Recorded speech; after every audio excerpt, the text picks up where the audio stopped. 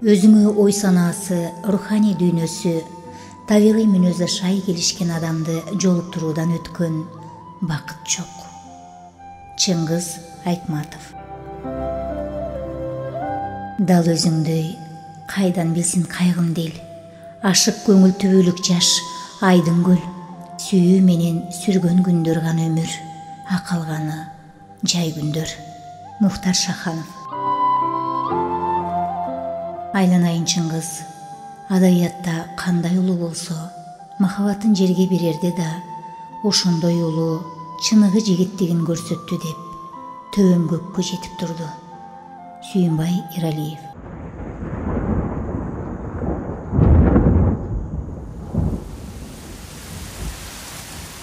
Бүгүн май айынын 11-и. Таң сүрө себелей башталган жамгыр. Бирден өшөрлөй, бирде жай.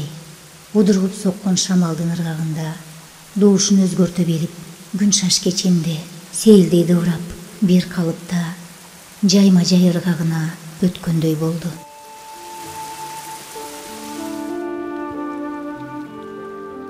Тунары баары жабатты, туманы жаман жадатты деп Сагын акын жазгандай, кечээ эле толукшуп турган май айынын жаркын гүл жыттанган теребели бир пастамына минтип түнөрүп турат. Дыбыраган жумшак жамгырдын алдында кол чатыр көтөргөн, кабак каштары да биреги түнөргөн күн жарыктыкка окшошуп, баштарын ие ыйба жер караган адамдардын узун тизмеги Борбош шаардын көркөм имараты опера жана балет театрынын алдына убай-чубай келип атат. Бул жерде бүгүн улуу траур, кыргыздын аалымга аты кеткен айтылуу бийчиси менен коштошуу зыйнаты, театрдын фойе астанасында сахнанын ай жаркын жылдызы, чабалекейдей чалыкпас таланты, шам чырактай нурлуу актрисасы, гүл коронгон секиче табытта ак жүзү ачык, тал чыбыктай суналып жатканы.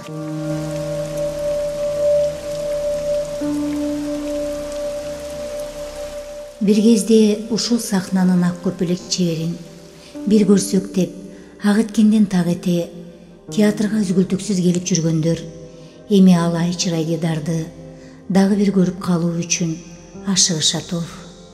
А бийчи болсо келгени менен да, кеткени менен да иши жок.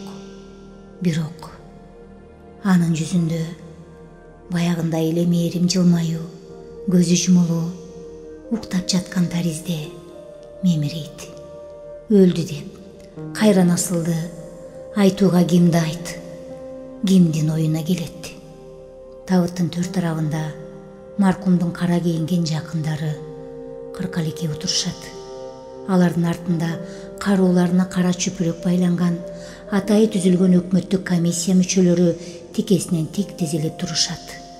Театрдын күн батыш тарабындагы негизги калгадан кирген эл бир катарда илкей басып, табыттын жанына келип, бир саам бийчи менен үнсүз коштошот да, туурадагы эшик аркылуу түз өтүп кетип жатат.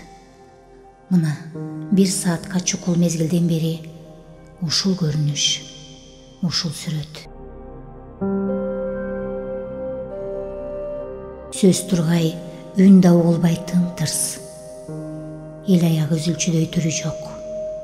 Сыртта жамгыр, ичте үн күйгөн жымжырттык, үшүткөн үнсүздүк.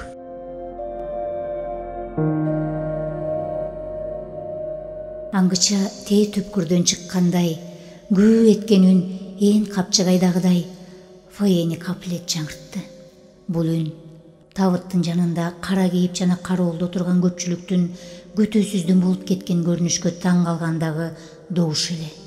Коштошууга келип жаткан ошончо элди да селт эттирип, бардык тургандарды селейтип таштай катырган береги акылга сыйбас окуя болмушту кайталап айтуу, чечмелөө. Анда кандай оор болсо, кийин андан да кыйын болорун ким билди экен. Эшикте тынбай жаап аткан асмандын түнөргөн кара булуттарына шайкеш, чылк кара кийинген, кара шляпа, кара көз айнек, кара көйнөк, кара галстук, Кара костюм шым, кара плащ, кара туфли ичен адам катар тизилип келаткандарды жандай, эшиктен көрүнгөндө эле жогоруда айтылгандай бир күү добуш чыгып чыкпай тып басылды да, отургандар да, тургандар да, басып бараткандар да селейип катты да калды. Бир гана кара кийимчен адам кыймылда, ээн тала эрме чөлдө жалгыз жүргөндөй жай басып келди да табыттын баш жагына токтоду.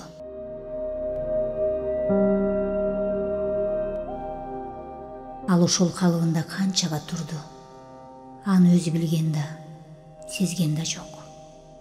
Сезмек да эмес. Ал эми көрүп тургандарга да бул табышмак таң каларлык учур ого эле узакка созулгансыды. Ким эмне дейт? Алдыртан бири-бирин карашат. Бирок бирдеме дешке эч кимиси да даабайт. Деги мындайды мурда кийин ким көргөн? Ким эмне дей алат? Ошондо ушул айчырай дидар делбирим алыстан эле кол булгап, ай нуру күн нурундай бир башкача жаркый көз жуусун ала суктандыра келе берген. Ал анда атактуу Аврора крейсеринин палуба кырында көпчүлүктүн катарында айланадагы жылтылдаган, кылтылдаган, мелмилдеген суунун толкуган кубулушуна табышмак көркүнө суктанып, таптакыр бейкапар эле. Ошондо буларга жакындап келаткан моторлуу кайыктын доошу улам жаңырып, үстүндөгү саналуу адамдардын ичинен чач саамайлары шамалга дирилдеп, мойнундагы ак чоолугу бир башкача делбирип, аппак плашы өзүнө ийкем келбеттүү ак жүзүнө куп жарашып, улам жакындаган сайын өзүн гана тектеген мээримдүү, жароокер, жалжылдаган көздөрү дааналанып, анан ошол айтылуу Аврора кемесинде алгачкы кийин арылбас арманга айланган ак сүйүүнүн бешиги термелген эмеспи? Ак сүйүүнүн бешиги. Аял эркекке гана таандык эч кандай сөз же башка бир көркөм каражат ишара менен жеткире сүрөттөй да, таасындай да албай турган сезим мамилеси ак сүйүүнүн бешиги. Ошентип Ленинград, Москва, Фрунзе поезд каттамында кайра-кайра каршы-керши далай-далай термелбедиби? Бүт өмүргө, касиеттүү калемге, түгөнбөс күү, эргүү берер гүл азык. Асыл сүйүүнүн узакта, кыска да жолу, нечен бир кучактардын, ушактардын, суктануунун, сыймыктануунун, күйүттүн, үмүттүн, дээрлик 14 жылга созулган улуу сапары бүгүнкү күнгө чейин келип жетпедиби?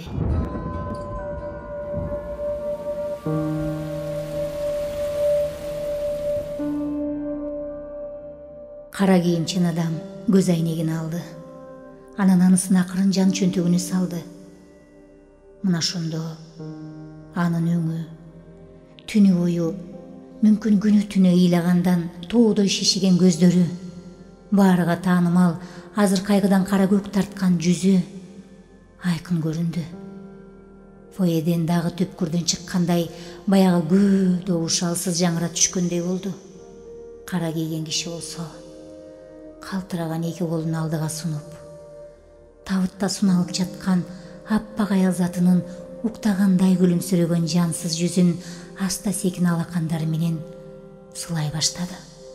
Ал ушунчалык аяр, эң назик гүлдү үзөйүн деп, бирок колу барбай, жыттайын деп ниеттенгендей эңкейгенден эңкейип, анан өзүн кармана албай калды да табытты кучактай бой таштады.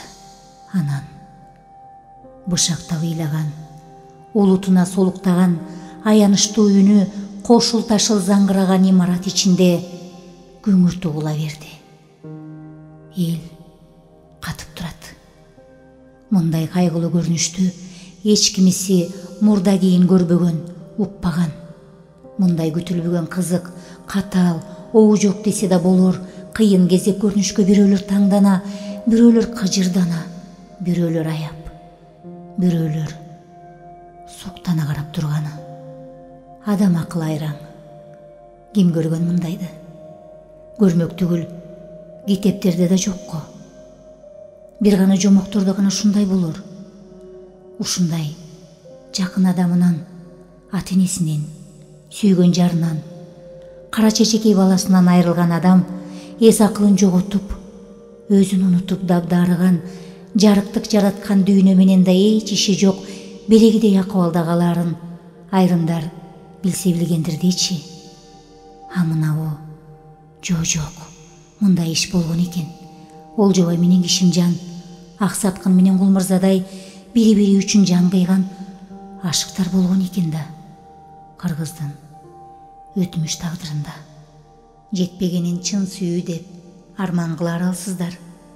А экөөбүздү табыштырган Кудай деген калыс бар деп кайсыр акын сыймыктана муң канып ырдагандай, аял эркек табышканда, кошулганда, билишкенде, аяттың арман жылдыздары келишкенде, миңдин миллиондун бир жуп тагдырына кайып каскагынан бир келип кездешкенде гана сүйүүгө айланып, ошол кезден көз ирмемден адам пенденин айрыкча бир аялуу, кумарлуу, кусалуу сезимдери дайра болуп шоокумдап, өрүк зарлуу көктөм болуп көлбүп, көкмөк нурлуу күн, толукшуган ай, жыбыраган көл, ак мөңгү аска тоо, кызгалдактуу айдың, үлбүрөгөн гүл, алуу эрин, аялуу шыбыр болуп, ааланан унутулгус, ажайып, армандуу да дүйнөгө жетелеп, махабат аттуу касиет жаралат турбайбы?